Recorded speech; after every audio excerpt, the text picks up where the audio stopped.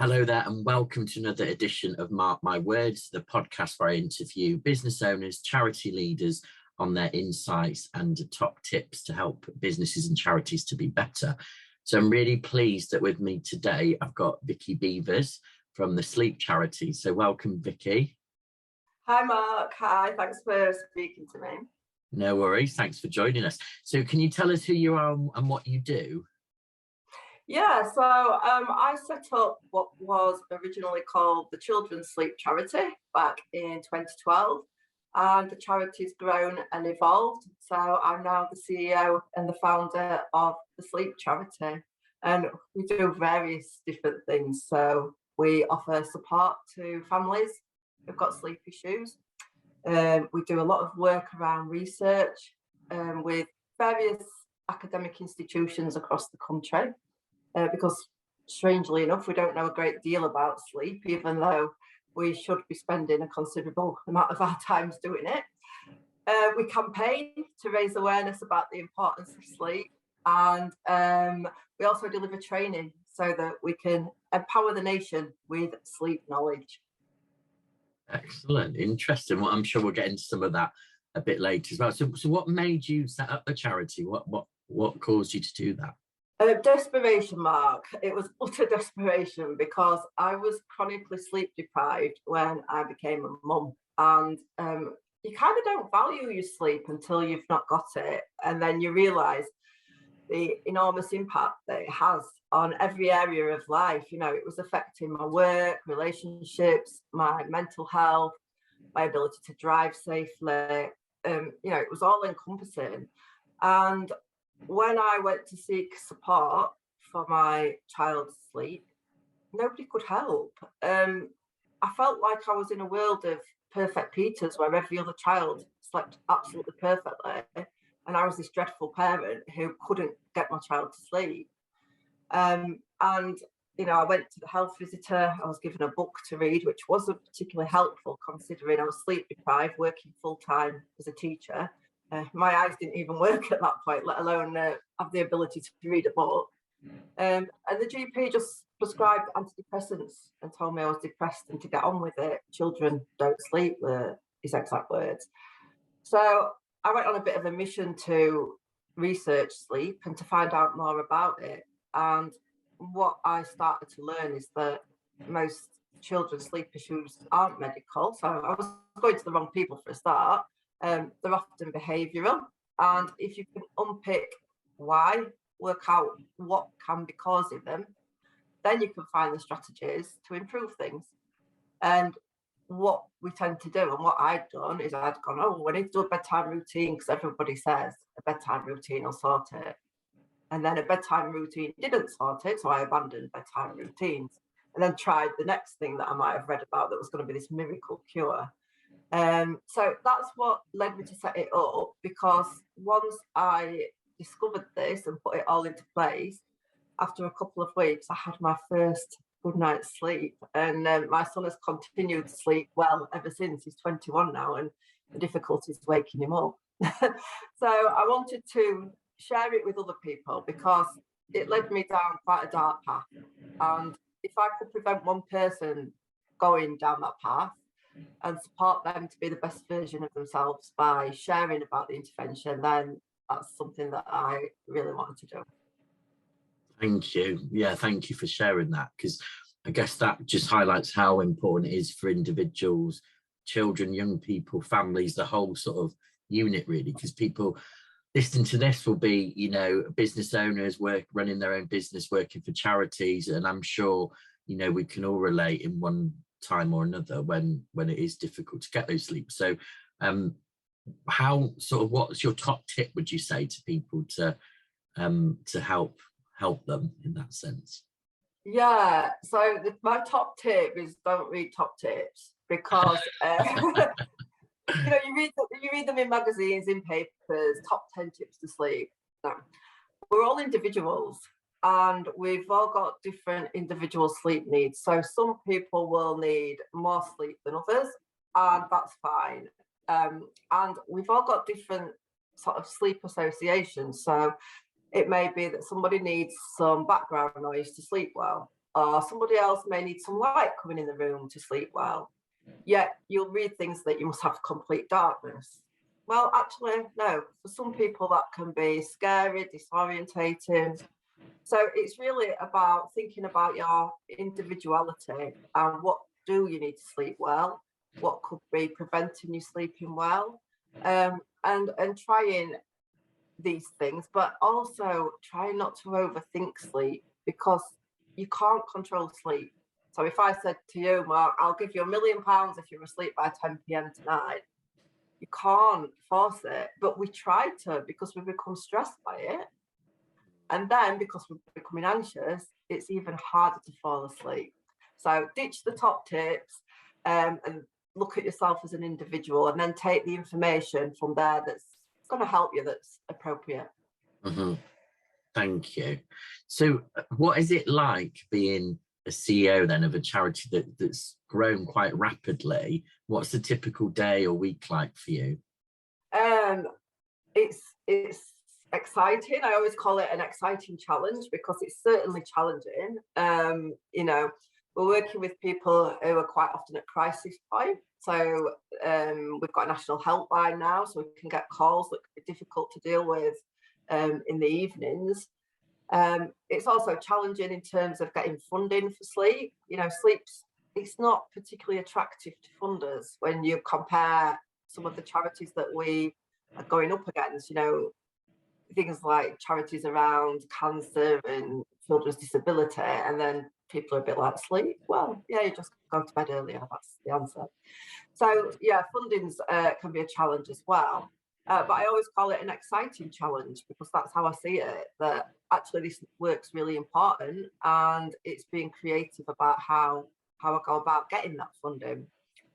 And in terms of a typical week, well, there is no typical week, because it's so varied. And when you lead a small charity, you've often got to do so many different roles. So you may be fundraiser, you may be HR manager, you may be doing finance and budgets. You may then have to hop on a call and be a sleep practitioner. You may be doing some PR and marketing. So there's so many different areas, and that's what I love about it as well, that it's such a varied role. But as the charity's growing, it's certainly becoming easier for me to sort of focus in more on the strategy and get the real experts on board. So I'm not allowed to do any Facebook posts anymore, and I'm not allowed to touch like any design things, because we've got people who can really do that. So my role's changed considerably over the years. Mm-hmm. And does it feel like plate spinning as well? Often other charity founders have talked about, describe it in that way, or? Yeah, you know, I love a good to-do list, but I never get to the end of it. There's always more to do. And it does feel like spinning different plates, particularly during COVID. One of the things that occurred then was we lost most of our funding overnight. So over 80% of our funding came in through delivering face-to-face training. So we used to train, you know, doctors, nurses, staff in healthcare, social care, and that just disappeared. And that was right at the point where sleep issues escalated, because people were feeling anxious, there was more screen activity, there was more social isolation, less exercise. So just at the moment where we needed this funding to be able to help people, it went. And that was a real challenge in terms of leading an organisation. And I remember sitting here and thinking, right, do we sit this one out? I was convinced that by September the world would have returned to normal. Or do we actually do something proactive? And thankfully, I chose the proactive approach of let's transform ourselves, let's set up an e-learning platform. And again, very steep learning curve, no idea how to do that. But that's the challenge about the work that I do, and that's what I love about it, that there's a problem, how can we solve it? How can we find the money to solve it? And thankfully, you know, it was the right decision, because we're now training internationally. So we've still maintained the training income, but we've actually extended it. Excellent. Yeah, getting those different funding streams is difficult, isn't it? And having that diversity of funding. So but even then, who knows what's going to happen, isn't it? Yeah, it's a real tricky one, and I think it seemed a very secure way of doing it at the time, to have the income coming from the training, because the training was in high demand and was growing year on year. So it seemed much more of a secure way of doing it, rather than relying on grant funds, because they're so tough to get anyway. But we've diversified our income stream even further now, so we're really tapping into the corporate market as well. So we've got sponsorship, for example, from the helpline from Furniture Village, and those relationships are really helpful to advertise our work as well on a much wider level. Good, thank you. And you were recently awarded the Queen's Award for voluntary service, weren't you? And I think which is the equivalent to an MBE for voluntary organisation. So what was that like? Yeah, what an honour. I mean, what an absolute honour. We actually went through the assessment process back in 2019, and they came to the offices and they interviewed our volunteers and looked at the range of volunteers that we've got as well. So the Queen's Awards all around the volunteers. And we had at that point volunteers in various different roles. So we had practitioners who were giving advice to families of children with sleep issues. But we also access volunteers. For example, all our branding has been done by a volunteer. And that was a massive job, having a rebrand, which would have cost the charity a great deal of money. So I'm always keen on using people who've got skills if they want to work with us in a volunteering role. So it was good that they got to see like all the diverse range of volunteers that we do work with. And then we had a period of waiting to see, and we found out, and it was just amazing. And we've not yet been to Buckingham Palace. I say we, I'm not invited because it's the volunteers that go. So I'll just get to see the pictures. But the volunteers are going because it's been cancelled, several times, and we didn't actually think that they would get there. But we did have a lovely celebration in Doncaster last summer when we got the actual award, which is stunningly beautiful, and it's proudly on display in the office. And it just gave us a real boost as a charity, but also it's a really lovely way of thanking the volunteers as well for all the time that they give. It's important volunteers get something back. Great, thank you. And have you found that it's been useful for PR stuff and using it, and a bit of a quality mark, I suppose, in a way? Yeah, it's definitely a quality mark, and we have been more successful since we got it. Most definitely. It's something that we put on. It's right there on the front of our website. It's on our letterheads. It's in our e-signatures. So it's something that we're really proud of, and it certainly does give that sort of stamp of approval and that real quality to the stuff that we do. Excellent, thank you. So thinking about sort of your personal journey and sort of being the founder of the charity and now the CEO. So if you could go back and speak to your younger self when you were setting it up, and give yourself some tips or advice of the stuff that you know now that you didn't know then, what would that be, do you think? What would you tell your younger self? I would probably say it's going to be so much harder than you can ever imagine. I was incredibly naive when I set the charity up. I wanted to do good things, and I oversimplified it in my mind. I didn't realise how tricky it is to initially set up an organisation, and I didn't realise how difficult accessing funding can be. So I probably wouldn't tell myself that, because I might put myself off. I think what I would tell myself would be to network and to look out for mentors. So I do mentoring now for other charity CEOs. And that's something that I really wish that I'd had, so that I could learn from their knowledge, because it's hard to find training in this area because it's such a diverse area. But actually, when you speak to people who've got experience, they know where you can get information about how to recruit volunteers who might do whatever, or they know about the funding that may be coming up, or how to promote yourself better online. And it's those conversations that I was missing at that point. And I think having a mentor earlier on, and it goes into coaching, doesn't it? It's like the coaching. Being able to access that is incredibly important to me still, and it would have been even more valuable back then. So the mentoring coaching stuff is what I would say people should really look into. Yeah, and I was talking to a new chief exec in charity the other day and saying exactly similar, really, about talking about what they might need and how they might get that support in the new role. Yeah, cool, thank you. It can be very lonely in a CEO role. You know, you're leading a charity, and sometimes it's really bumpy times, like I said about COVID, and you're wanting to give your staff confidence. It's all going to be fine, it's good.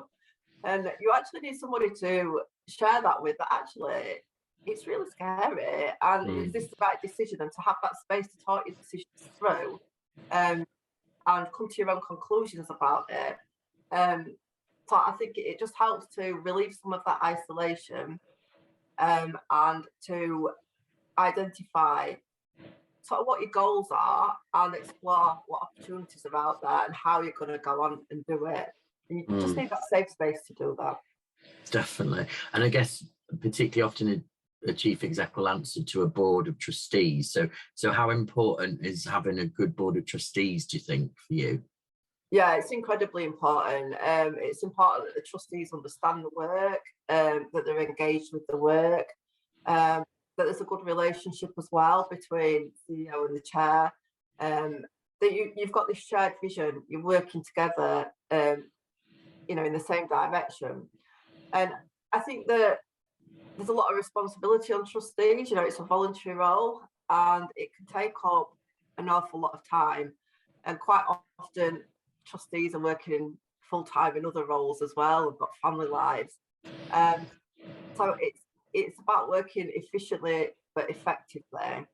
And I flip it as well. So I'm on the board of Reds in the Community, which is Barnsley Football Club's charity arm. I'm a passionate Barnsley Football Club fan, which they got relegated this week, so that's absolutely gutting. But we'll carry on. And it's interesting for me to see it from the other side too, and to look at it from the governance side, and to see how boards can get it right, and you know, to share that good practice with my board. That's really important. I know what you mean, because I've got experience of answering to boards, but also being a charity trustee as well, and it's a different lens you're looking through. And I think always having that curious viewpoint, but also trying to understand the operational difficulties without interfering. Yeah, it's a very fine line, isn't it? And you've got to be very aware of not going into the operational stuff and staying like with the strategic, the governance elements. And I think that is quite difficult. So I find it helpful seeing it from both sides and trying to sort of define where that might be. Okay, thank you. So if people are listening to this and they're thinking, actually, yeah, I didn't know about the sleep charity and I could do with some help, or maybe what you do is great, how can I support you in whatever way that is, what would you say? What's your key messages, would you say? Yeah, so we have developed our website considerably over the last sort of 12 months. So all our information's up there. So it's www.thesleepcharity.org.uk. And we list on there all our latest news, also about who's involved in the charity. So there's our board of trustees, but we've also got what we call the Sleep Council, which is our advisory board, and they come from a range of backgrounds. So Simon Blake, who is the CEO of Mental Health First Aid England, chairs our advisory board. And that's really important to us, so that we know that we're giving the best advice possible. And I think it reassures people who want to receive advice from us, but also who want to support us and get involved in our work. And there's all sorts of information on the website, things that people can download. So, you know, if you want a bit of information about sleep, there's printables on there. There's also information about the sleep services that we run, the National Helpline, the training that we've got going on. And if it's of interest, I would say just get in touch. You know, we're really passionate as a team about what we do. And I love it when people get in touch and are equally passionate and want to find out more. Great, thank you. Is there anything else you want to say or share? Oh, I'm sure there's loads. I've always got things to say, Mark.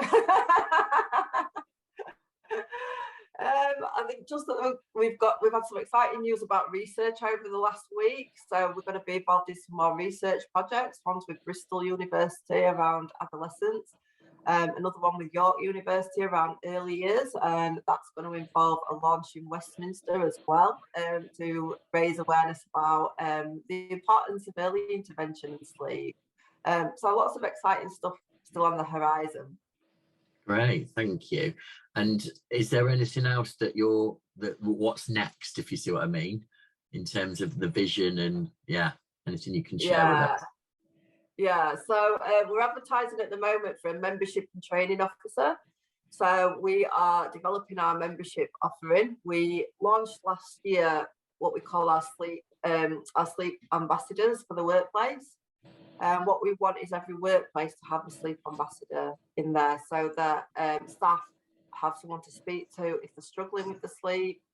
Really keen on promoting things about sort of driver fatigue, and the risks that presents to not just the employer and the employee, but society as a whole if there's a road traffic accident because of sleep deprivation. So we are developing a corporate membership through, once we've got somebody in this role, through the membership scheme. We're also looking at green prescribing, so how we can use nature to be able to support sleep. So Brian, who's head of sleep support, is currently doing some work in Doncaster with the forest school leaders. And we're also setting up some outdoor workshops in Lincolnshire. And when I say outdoor workshops, I don't mean we're going to sleep outside. It's about using the outdoors to connect with nature and to have like informal learning opportunities. So the vision is that we'll get people together who've got sleep issues. We may go for a walk, we may do some cooking around the campfire, and we'll share the information that often people don't know about sleep. Think about what should you be eating, what should you be avoiding, what are the, I was going to say the top tips, but that's really bad. What are some of the good practices around sleep that they might consider using, that kind of thing. And I think it sounds like sort of key message is that it's quite individual for people, so it's not one size that fits all, and it's kind of working out what might work for you. And yeah, that's exactly it. And lots of people sort of track the sleep on on Fitbits, phones, and like gadgets, and actually that can cause stress. So it's moving away from this whole idea of I must have 8 hours a night or I'm going to feel dreadful. And moving away from trying to track it with things that may not be particularly accurate, and then that causing stress, and thinking about how you feel in the daytime, whether you feel that you've had enough sleep, and also about prioritizing sleep, because we're dreadful at fighting sleep, thinking that we've got more important things to do than sleep, which I always think that's ridiculous. We're the only species that does this. You don't see a cat going, "Oh, I'm tired, but I'm going to go out hunting and I'll deal with that later." But we do it, and we give our kids these messages. If you're good, you can stay up late. If you're good, I'm going to sleep deprive you and make you feel dreadful. But if you're not good, you're going to bed. Well, actually, no. We need to stop this. We need to stop this culture of sleep is for the weak. We need sleep to be at our best. We need to value it. But overthinking it's not good either. So it's really important that we have sleep education, and I find it really odd that there's so little sleep education still in schools when it's so fundamental. And I think about some of the stuff that I learned in school that I've never ever used, but sleep education I'd use every day. Mm-hmm. Yeah, thank you. And I think it's that big link with the mental health stuff, isn't it, around how you feel and just your everyday functioning, I guess, as well. Yeah, I mean, it goes hand in hand. If you're sleep deprived, you feel anxious, you can feel low and depressed. If you've got mental health issues, it can affect your sleep. So it's like a sort of vicious circle. And my thoughts are always, if you can get in there early and support better sleep health, then actually can we prevent some of the issues that we do see around mental health? Can we prevent some of the issues that we see around physical health even? So we know, for example, that there are correlations between weight gain and sleep deprivation. So obesity, yeah, it's not really looked into, but rather than looking at the weight gain and diet, can we start with sleep? And the same with children's behaviour. I mean, my background is in teaching and I specialised in behaviour. And reflecting back now, I could put all the strategies in the world in place, but if a child's sleep deprived, their mood is going to be more challenging. They're going to find it harder to concentrate in school. And it's going to be harder as well for parents to keep the boundaries in place because they're exhausted. So if we started with sleep, that could improve, and then the behaviour would begin to improve as well, and everybody would be in a better place to make those changes too. So it makes perfect sense to me that sleep should be the starting point for a lot of issues that we experience in society. Thank you, thank you. So in a moment, I'm going to ask if you've got any questions that you want to ask me. This is the bit I often dredge because I've got no idea what's come in, but it's all good. So yeah, but thank you for sharing your insights. I think it's been really interesting, and for those that are watching and listening, definitely check out your website. So any question for me, Vicky? I've got two. I'm going to be greedy. Okay. So my first one to you, Max, is around coaching styles. And we use a lot of coaching at the sleep charity because I think it's really important that people own the work, that they're not being told what to do, and we have these conversations. And I love coaching questions. So have you got a favourite coaching question? Oh, that is a good question. So I think a few for me is just the really crisp ones, particularly at the start or towards the beginning of a session, and it might be a few minutes in, but just what is the real question on your mind at the moment? Because often you might ask somebody, you know, what do they want to talk about, what's bringing them today, and you'll get lots of talking, and but that can really just unpick it. And it comes from Michael's, I can never remember his surname, Michael Stanier, I think. It's a double-barreled, and I really like his book. And I suppose the other one is sometimes just a very short prompt, just using the word because. So it's ultimately asking sort of why, but sometimes that's all you need just to not interrupt the flow, you know. Okay. I love that. Because it's so simple. Yeah. But it's just that prompt to go a little bit further. Yeah. So my other question was about your sleep. So how's your sleep? Yes, well, it varies. So anyone that knows me, and friends often laugh that most of the time I'm quite fortunate in that I could sleep pretty much anywhere, anytime, and I'm really good, if that's the right word, at falling asleep. So I often do helpline work of an evening. So I've learned that I might need like an hour, you know, early evening if I'm going to do a late helpline shift, for example.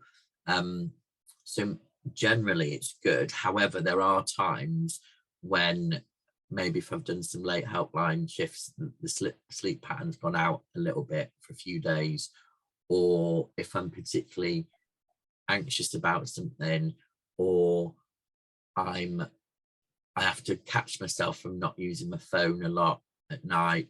And sometimes I can do that, wake up in the morning, if you go to the loo or get a drink, and it's so easy, I'm just going to check whatever.